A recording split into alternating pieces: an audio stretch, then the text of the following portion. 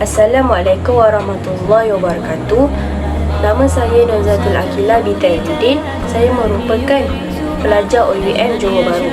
Dalam video ini saya akan menguraikan 3 perkara berkaitan rusa dalam ibadah menurut perspektif ulama.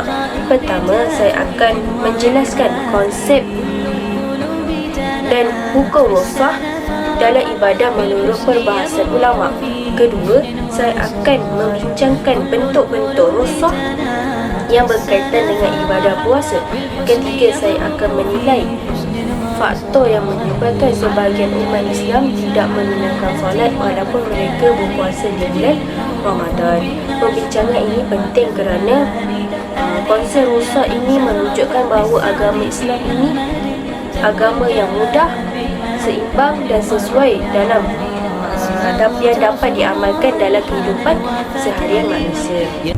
Secara umumnya, rusa ini bermaksud keringanan ataupun kemudahan yang diberikan oleh syariat Islam kepada mukallaf ketika menghadapi kesukaran tertentu dalam melaksanakan sesuatu hukum. Dalam ilmu usul fiqh, para ulama menjelaskan bahawa rusa ini merupakan pengecualian daripada hukum asal, iaitu azimah. Azimah merujuk kepada hukum asal yang wajib dilaksanakan dalam keadaan biasa. Manakala rusa diberikan kelonggaran apabila terdapat keuzuran atau kesukaran yang dibenarkan oleh syarak. Perkara ini juga selaras dengan firman Allah dalam Al-Quran yang menyatakan bahawa Allah mengkehendaki kemudahan bagi manusia dan tidak mengkehendaki kesukaran.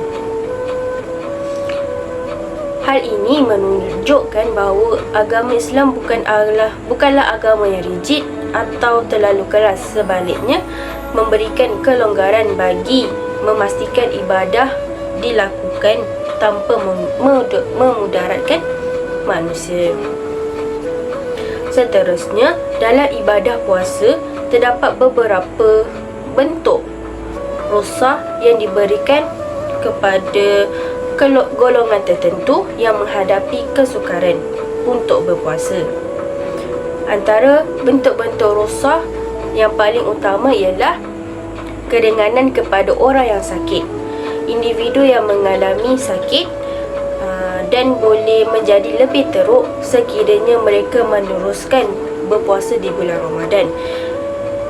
Jadi, dibenarkan untuk berbuka puasa dan menggantikan puasa tersebut pada hari yang lain apabila mereka telah sembuh. Kedua, musafir juga diberikan rukhsah untuk tidak berpuasa ketika dalam perjalanan yang jauh dan memenatkan boleh menyebabkan kesukaran untuk kita berpuasa.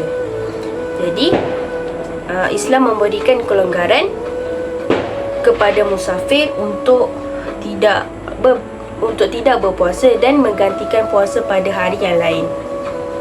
Seterusnya, rukhsah juga diberikan kepada wanita hamil atau wanita yang menyusukan bayi, termasuk dalam golongan rukhsah. Sekiranya mereka bimbang puasa ini akan memberi kesan kepada kesihatan diri atau kesihatan bayi, mereka dibenarkan untuk berpuasa. Dalam keadaan yang tertentu, mereka perlulah untuk mengganti puasa tersebut atau membayar fidyah bergantung kepada keadaan yang dihadapi. Selepas itu, warga emas juga diberikan rukhsah kerana mereka telah tua dan tidak mampu untuk berpuasa di bulan Ramadan. Mereka tidak diwajibkan untuk mengganti puasa, tetapi mereka boleh untuk membayar fidyah. Rukhsah dalam ibadah puasa ini menunjukkan bahawa Islam mengambil kira kepada kemampuan manusia. Sekiranya boleh puasa, mereka perlulah puasa. Sekiranya tidak boleh puasa, mereka diberikan kelonggaran di situ, tetapi perlulah diganti balik secara untuk ganti puasa ataupun dibayar fidyah. Pada masa yang sama juga, rosak ini juga memastikan bahawa kewajipan ibadah tetap dipelihara melalui cara qada dan atau fidyah seperti yang saya cakap tadilah. Seterusnya, faktor setengah umat Islam berpuasa tetapi tidak solat. Walaupun puasa dan solat ini merupakan ibadah wajib dalam Islam, realiti masyarakat zaman sekarang menunjukkan bahawa terdapat individu berpuasa tetapi tidak menunaikan solat. Antara faktor utama yang menyumbangkan kepada keadaan ini ialah kelemahan kefahaman manusia. Sesetengah individu memahami bahawa puasa ini adalah kewajipan dalam bulan Ramadan, tetapi mereka tidak memahami bahawa solat ini merupakan tiang agama dan ibadah paling utama dalam kehidupan seorang Muslim. Selain itu, faktor didikan keluarga juga memainkan peranan yang besar. Individu yang tidak dibiasakan dengan amalan solat sejak kecil mungkin menghadapi kesukaran untuk menjadikan solat itu rutin dalam kehidupan mereka setelah mereka meningkat dewasa. Seterusnya, faktor persekitaran dan pengaruh rakan sebaya juga boleh mempengaruhi tahap pengetahuan agama seseorang.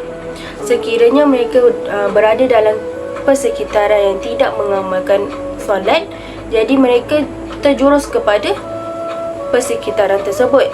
Tetapi kalau mereka berada dalam persekitaran yang solat, yang menunaikan solat, maka mereka terjerumus kepada orang-orang yang menunaikan solat juga.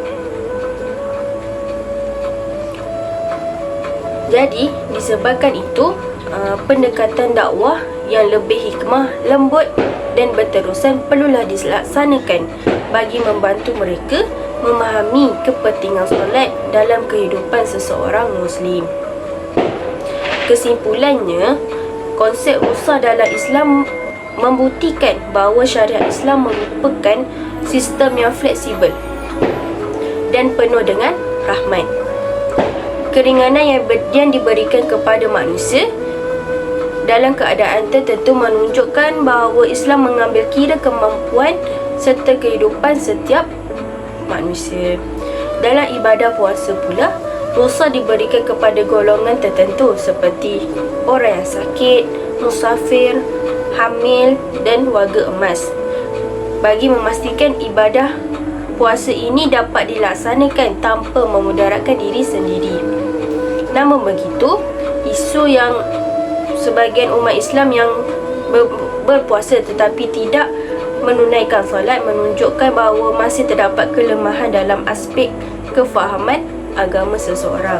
Jadi, nasihat saya adalah sekiranya kita seorang Muslim, kita perlu tahu dan kita perlu belajar tentang kepentingan solat dalam hidup kita, kerana solat ini merupakan tiang agama dan ibadah yang paling penting dalam hidup kita.